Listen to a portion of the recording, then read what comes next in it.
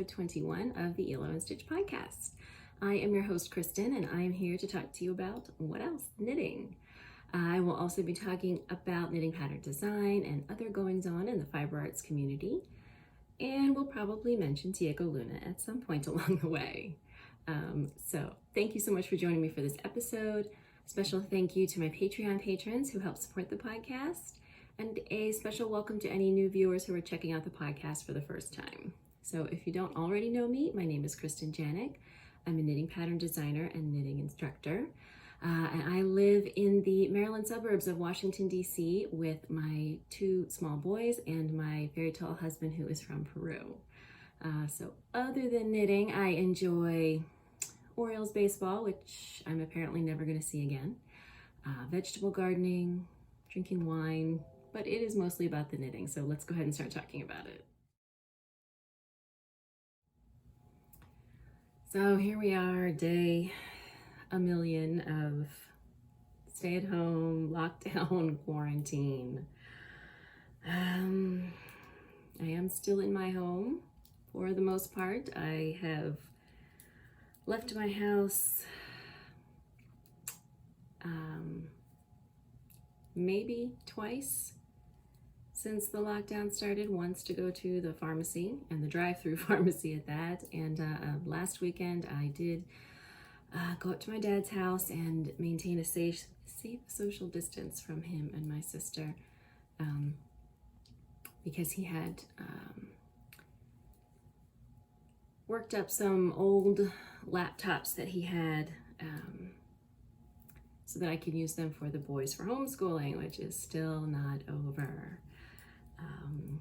We do have about 2 more weeks of school here at home, with me as the teacher, and then it will be summer vacation, which so far seems like it won't be particularly different other than no more schooling at home, but not much else of anything else fun either.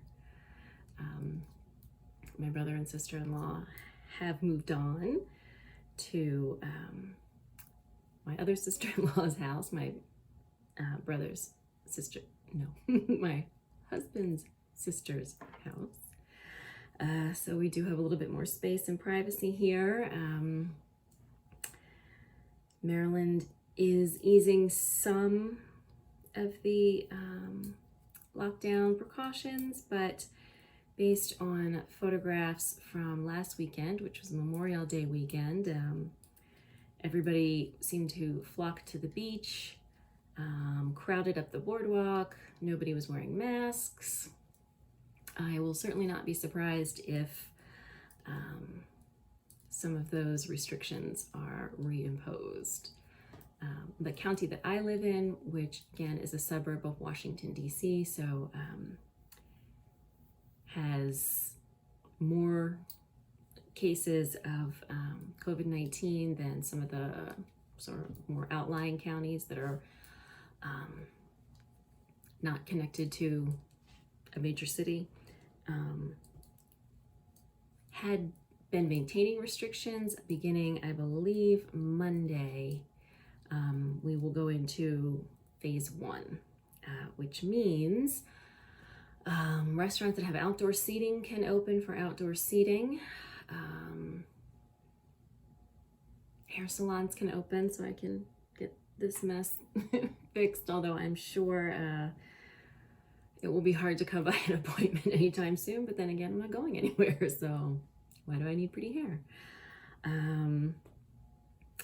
Summer camps are allowed to, day camps are allowed to run if they can have 1 counselor for every 9 kids, which seems terribly unlikely, and they've already canceled, so I don't think they're going to reopen. And I wouldn't be comfortable sending my kids anyway. Maryland as a whole has said that pools can open with limited capacity. My county still has not said that, and again, I am not sure I would be taking kids to the pool. The pool itself is probably relatively safe because, water, chlorine, but trying to keep kids away from each other using the bathroom and changing room facilities, that all seems like a terrible idea. So it's going to be a very bland summer, I suppose. It is finally hot here. It is 86 degrees right now, and very, very humid, which is pretty much par for the course for Maryland in the summer. We did have a pretty cool May though, so I guess we got a little bit of a break, kind of, but forecasters don't expect that to last, and we are heating up now. So, I mean, on the plus side, we can get out of the house. On the downside, it will soon be too hot to spend much time outside of the house. Once the summer really gets going, most days the heat index is well into the mid-90s. So being outside a lot in the middle of the day is not the best idea. So we may look into getting some kind of inflatable pool or something for the kids, at least to keep them busy. Other than that, I don't know. It's really sad to have summer coming and not really be looking forward to much of anything. We do still have, my family goes all together to the beach every summer, so my immediate family and then my dad and my sister, we've been going to the beach in the Outer Banks together for the last, let me think, since Ollie was 2, I think, and he's about to turn 6, so I don't think that's right, maybe even since he was 1. Anyway, and so we do still have the reservation for that. I don't know what's going to happen between now and then, because we are not supposed to head down to the beach until the very end of July. Assuming that the beach itself is open, I suspect we will still go. Hopefully restaurants will at least be open for carryout or things like that. It would be nice just to get out and somewhere different. But I think a lot is just going to depend on what happens when things start reopening, whether we get a resurgence in cases, whether hospitals are able to maintain capacity to serve their communities and things like that. So I'm not hopeful about the beach, but there's a glimmer of hope that might be something that we can look forward to. Other than that is pretty much it. Not much is going on to chatter about. We're just here in our home doing the best we can to keep busy and not become alcoholics. Well, as usual, I don't have anything off the needles other than some design work. No personal projects, but I did put something new on the needles that I can show you. So I went ahead and I cast on for my Lionheart shawl. So again, this is what it looks like. And this is one of my projects for my Make 9 2020. And I have started just a little bit. Man, I got all these ends already. So here's what I've started so far. You can see just some stockinette at the top, some bobbles, and then a little bit of lace. So far so good. Very simple, straightforward pattern. I always have a challenge with getting my bobbles to stay on the right side of the fabric. I don't know if anybody else has this problem or has any suggestions. These are relatively small bobbles, and I did try my very best to pull them tight so that they would stay on the right side of the fabric. You can see down here, there's like a row of red bobbles here, and not all of them are kind of popping the way that they should. Some of them are popping through to the wrong side. So I don't know if that's just me and I'm doing something inherently wrong with my bobbles, or if maybe that's a common problem, and if you have that problem or have any solutions, I would love to hear your suggestions down below in the comment box. So I have just started, and I kind of assumed that these parts here where, let's see if I can focus in a little bit. It's really not there. These parts here where it's two colors, I kind of assumed that was some kind of slip stitch pattern, but it's not. It is color work worked flat.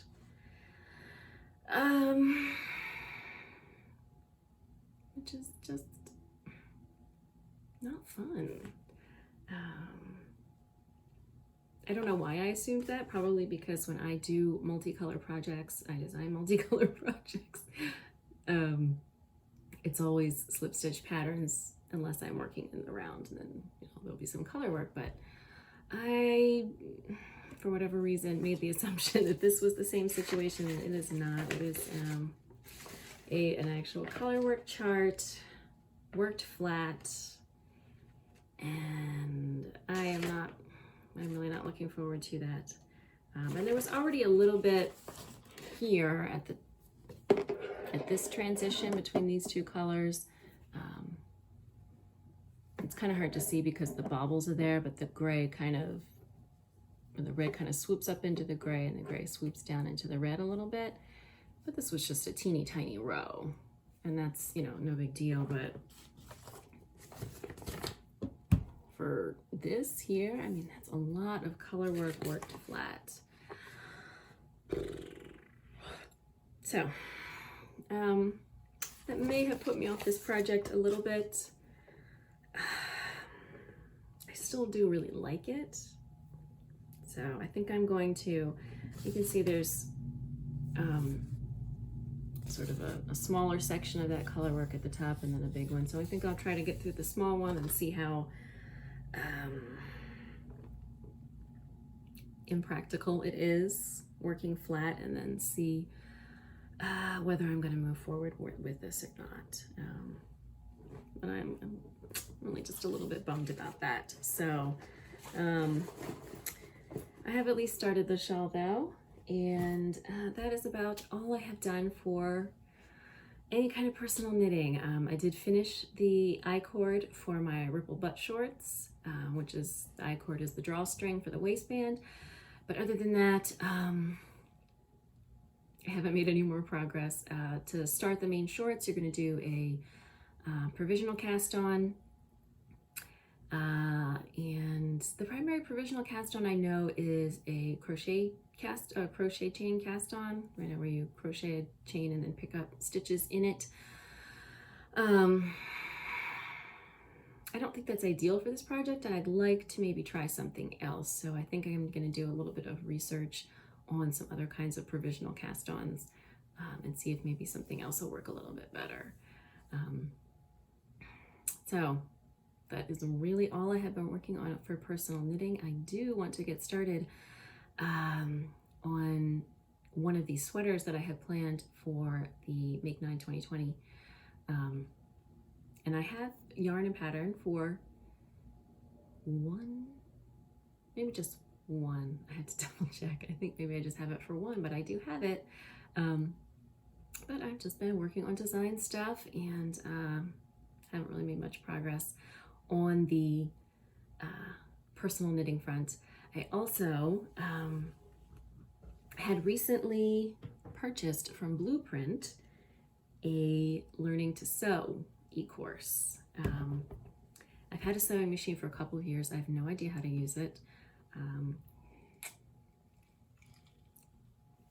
I think I've touched a sewing machine one other time in my life.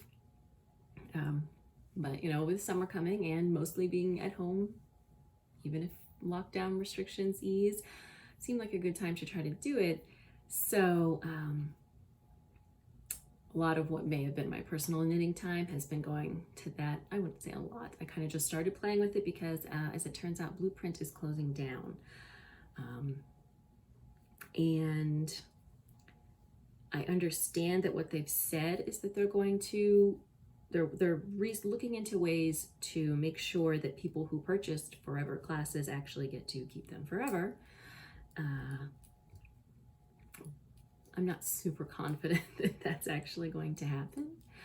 So I started kind of trying to consume the lessons just in case. And the first few videos are just basics about the materials that you'll need. And there's some stuff in there about buying a sewing machine, but I already have one of those.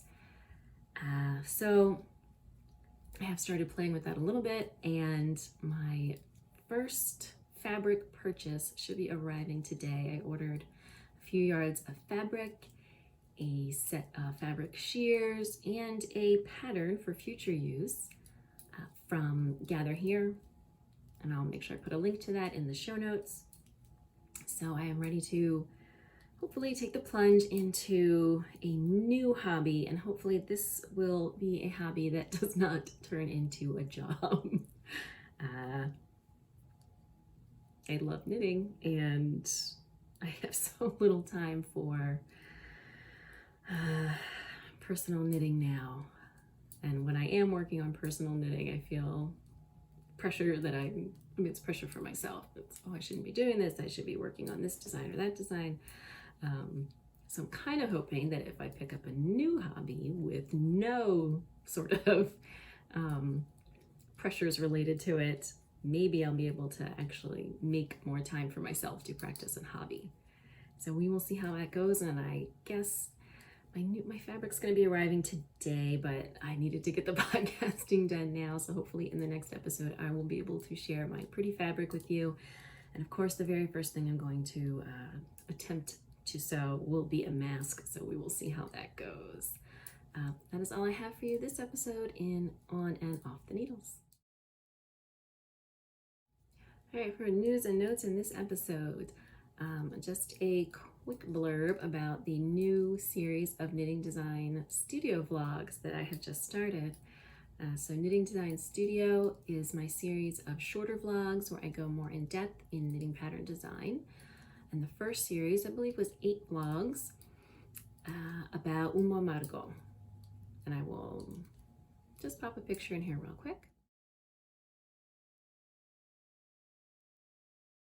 So that series focused on the creation of the Umo Amargo sample and pattern, which was published earlier this year. And now I have started a second series, which is about Painted on the Sky, my sleeveless top collaboration with Fiber for the People. So again, this is going to be taking you behind the scenes about from the inception of the pattern, the sketch, all the way through publication. And I'm going to try to focus on some things that maybe I'm not, I cannot possibly cover every single element of designing a pattern, and nobody would want to watch that anyway. So this time I am going to try to focus though on some of the things that I didn't show for Umo Amargo. So maybe a bit more about how I do the photos, some more about actually launching the pattern, what goes into that, not creating the pattern, but the setting up the pattern for sale, the marketing, creating the promo codes, and there really is just a lot of sort of little behind the scenes details that I think I'm going to try to cover this time. So the very first vlog in that series is now up here on the channel, and I'll be doing another one shortly. I don't know how long the series will end up being. Each vlog is about 10 to 15 minutes, and so it kind of just depends. I get all of the video that I've taken and pop a few videos into the editor and edit them, and if it comes out to be somewhere between 10 and 15 minutes, I'm like, okay, that's an episode. So it will be a series of some number of short 10 to 15 minute vlogs going behind the scenes of pattern design, leading up to the launch of the new pattern, which is going to be on or about June 26th. So I did show this design off in the last episode of the podcast. I will pop a picture in here real quick.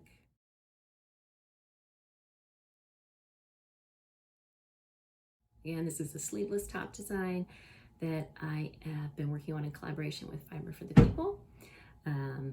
The pattern will include, I believe, 10 sizes, and it uses fingering weight yarn and lace weight mohair, and you can look for that by the end of June. And in the meantime, I hope you will go ahead and check out that vlog series.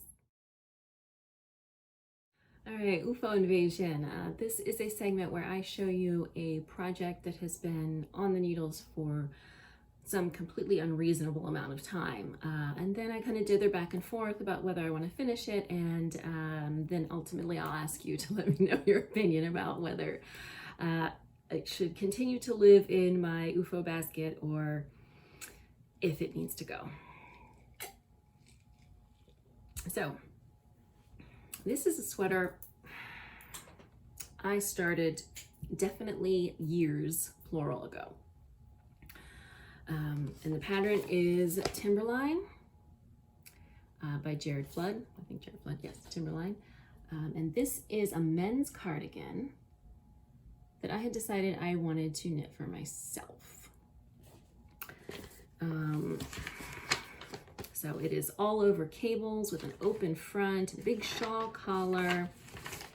And what I decided is that I was going to knit the smallest size for myself, which is 43 inches. And I believe my gauge was slightly off, so that it was going to come out a little bit smaller than that, closer to 40, which would give me more in the neighborhood of 5 inches of ease. And again, it's an open front anyway. And then I was going to, alter the lengths so that I was not swimming in it. And I picked this really beautiful yarn. This is, I know this sounds odd. It's Knit Picks, which for a project this big, it needs, let's see, the smallest size, 2,000 yards. And my sweaters usually for a worsted weight yarn are about half of that. So I wanted something economical, and Knit Picks yarns I find are very hit or miss. Some of them are really quality and some of them not so much. Wool of the Andes I like for me. It is not a super wash. It is not super itchy or anything like that. It is still pretty soft next to the skin. Again, this is a sweater that I'm going to be wearing, over something, so it doesn't have to be super soft. My only complaint generally about Wool of the Andes is I actually think it's a little bit thinner than most worsted weight yarns. But I love this color, and I don't know if you can really see in here. One of these days I'm going to get a real camera for these podcasts. No, I can't get it to focus. But this is like it's called, does it have a name? Opal Heather. So this is a really pretty blue-gray. If you really look in there, you can see some purples. And I love it. And again, because this is Knit Picks yarn, 2,000 yards of this was not a completely unreasonable price. So I definitely started this years ago. I definitely have not touched it in at least a year, if not longer. And this is as far as I have gotten. That's pretty sad. I do have a very nice, neat tubular cast on. And this is, I think, one of the first times I had done a tubular cast on. So it's not perfect, but it looks pretty good, I think. And this is, a tubular cast on and a 2x2 rib. It's a pain in the butt. Anyway, but this is it. I've got, that's the inside. So here we go. What's that? 2.5 inches of cables. That's as much progress as I've made on this giant cabley sweater. I do love the color of the yarn. I am knitting it at a gauge that is really good for the Wool of the Andes. Like I said, I think it's a little thinner than a lot of worsted weight yarns. but I wanted my gauge to be a little smaller than it calls for in the pattern. I'm sure the pattern calls for shelter, I'm going to assume. Yeah. So I'm happy with the gauge. It works nicely with the cables, which have good definition.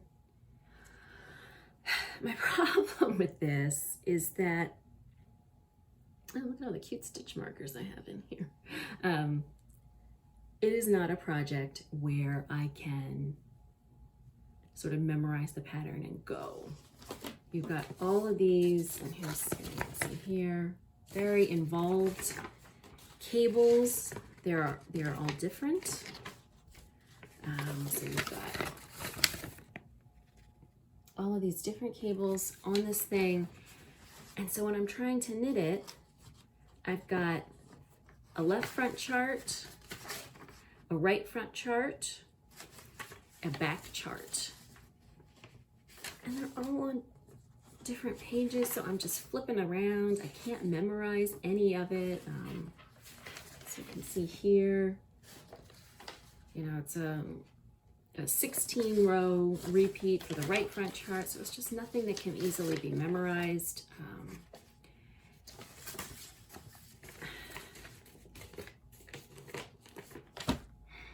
I don't know.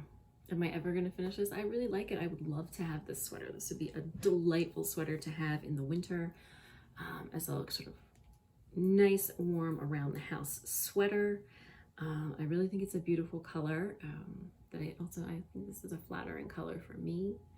I love the sort of depth of color here, which, to be honest, you don't always get with sort of the economically priced yarns. They tend to be very solid, and when they do try to be more tonal or heathered, it doesn't always look that well done, but I think that the color here is really beautiful. I don't see any screw ups that I've made in the cables at all, but like I said, this is several years old. I would say at least 3, and I've only knit a grand total of 4 inches of sweater. So I don't know, what do you think? I'd love to hear your thoughts. I could really use these stitch holders that have been in here forever. I'd love to hear your thoughts. Should I keep it on the needles? Should I say goodbye to it? I welcome your feedback. All right, in terms of sneak peeks of upcoming designs in this episode, I have finished the shawl, the mini skein shawl for the Maryland Fiber Art Studio Tour. So this tour is coming up the first Saturday in June. I want to say June 6th. There are a whole bunch of Maryland and Maryland area vendors participating. Of course, it is all online this year. And they are putting together mini skein kits to help you make this shawl. And if you are participating in that event, you will be able to get the shawl for free for a very limited time if and when you make a purchase with one of the vendors. So I have not done the final photos or anything yet. I will just pick up the shawl to show to you. And you will excuse my sort of news presenter outfit, and that my top is pretty cute, but I'm wearing jean shorts. All right, so this ended up a nice sized shawl. Look at this. There we go. You can almost see the whole thing. So if I were to wrap it all the way around me, you can see that goes well past my butt. It wraps all the way around the front, and a variety of stitch patterns. So we started at this end with some basic garter stitch, little eyelet rows, and then we moved into a variety of other stitch patterns. And I have done my best to blend the sort of background gradient colors into one another. This one didn't blend quite as neatly as I had hoped. You can still see some of the colors kind of blending together a little bit there. It's a little more stark than I had hoped, but I think the rest of the shawl goes along very nicely. Little garter slip stitch, a little feather and fan, and we finish it up with this sort of faux brioche. This is a slip stitch pattern called Bird's Eye that gives you sort of a trompe-l'oeil vertical columns of color effect, even though you are not knitting brioche, so you don't actually have these columns of color. And then finished with some garter stitch and a picot bind off. So this used almost all of the 10 mini skeins that I was working with. So there are a bit of leftovers. I have not weighed it yet, so I will find out exactly how much it used. But this is a nice sized shawl. I am very happy with how it turned out. I think the way that the colors sort of blend together really makes it seem like less of sort of a sampler. Also how some of the stitch patterns are not matching, but sort of mimic one another. So there's some garter stitch, there's some garter slip stitch in here, stripes within the feather and fan. So I think it has a pretty cohesive look overall. And so that will be available at the Fiber Art Studio Tour. Again, if you make a purchase from one of the participating vendors, they will be able to give you a code to get the pattern for free. You have to make sure that you download it for free within the specified time frame. It's going to be pretty small, just to prevent abuse. You know, I know all of you support your independent knitwear designers and would never do such a thing, but there are certainly people out there who will share codes and things like that that I would like to avoid. Now, of course, if you are not participating in the Fiber Art Studio Tour, you can still get this pattern. It will be available in my Ravelry shop beginning on June 6th. It will be at the regular price, $6, and there will almost certainly be a introductory coupon code available as well to get a little bit of an extra bonus discount on the price. The pattern, again, is going to be written for these mini skeins, but you don't have to use mini skeins. So I will have to go in and ultimately see how much the final yardage is, but you could use a single solid color, you know, a full skein of sock yarn, add mini skeins to that. You could just use 2 skeins of sock yarn. It's really pretty easy to alter the pattern to make it smaller, you know, just work fewer repeats at different sections. Most of the stitch patterns in it are pretty simple to modify. You know, it's like purl 2, knit 1 to the end, and then if you get to the end and you have an extra one, you just add on an extra one. So the most complicated stitch patterns in it are the sort of slipped cables and then the feather and fan, but especially if you're a more experienced knitter, those are going to be pretty easy to modify because the way that it's shaped, so it starts at a single point, you're just increasing on one edge the whole time, adding 1 stitch at the one edge. So if you're working with a stitch pattern, you just, as you add a stitch, you continue the stitch pattern. That's pretty easy. So again, that will be debuting on June 6th, and it is called Ticket to Anywhere. Other than that, for Adelante, I really need to cast on several upcoming designs.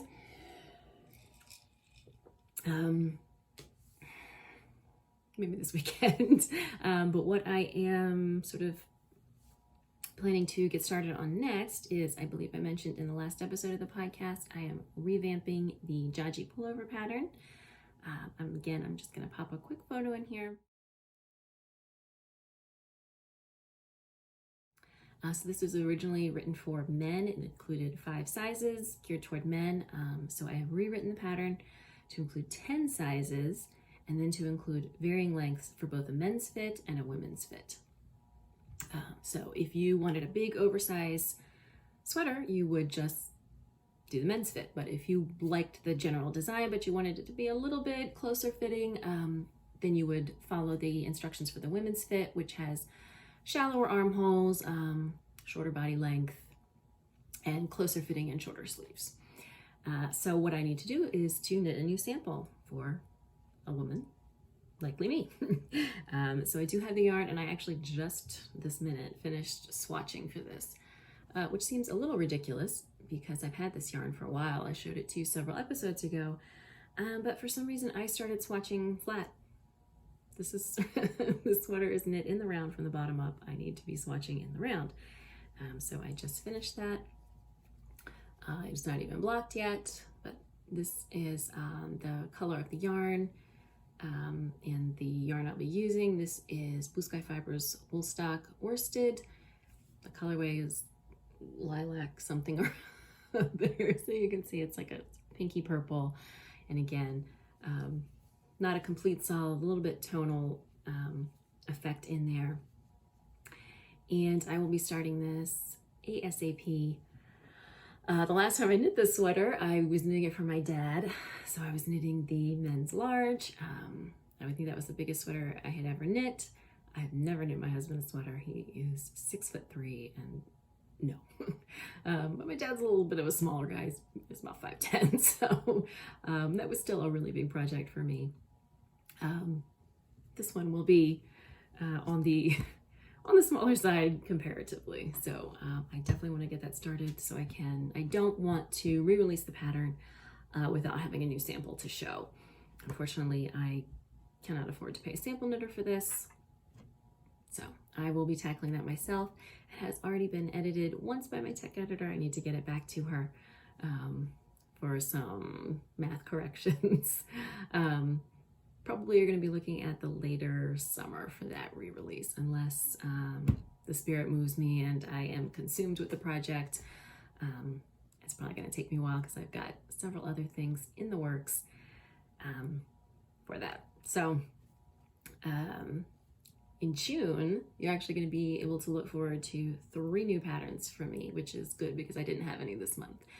So I will be in June releasing the shawl that I just showed you. The I've already forgotten the name. Simply Taboo Socks, which is the companion to the Witchcraft hat, and then the Painted on the Sky sleeveless top. So the first one's going to be the shawl, then the socks sometime in mid-June when I knit my sample, and then at the end of June, June 26th, the sleeveless top design. I'll look forward to all of those projects and patterns coming out in June. Thank you again so much for joining me for episode 21 of the Hilo Stitch podcast. You can find show notes with links to everything that I have talked about at mediaperuana.com/hiloandstitch. A special thank you again to my Patreon patrons for continuing to support the podcast and Media Peruana Designs. If you are interested in supporting Media Peruana Designs and the podcast and getting some fun perks like free patterns and behind the scenes details and sneak peeks and other good things, you can find more information about that at patreon.com/mediaperuana. You can find past and future episodes of the Hilo Stitch podcast here on my YouTube channel, as well as the Knitting Design Studio vlog series and all of my free knitting tutorials. So I hope you will check those out. I also hope you will subscribe, like, share, comment, all of that good stuff, which helps expand the reach of the podcast. If you are looking for me on social media, you can find me on Instagram and Ravelry as Media Peruana, and I will see you next time.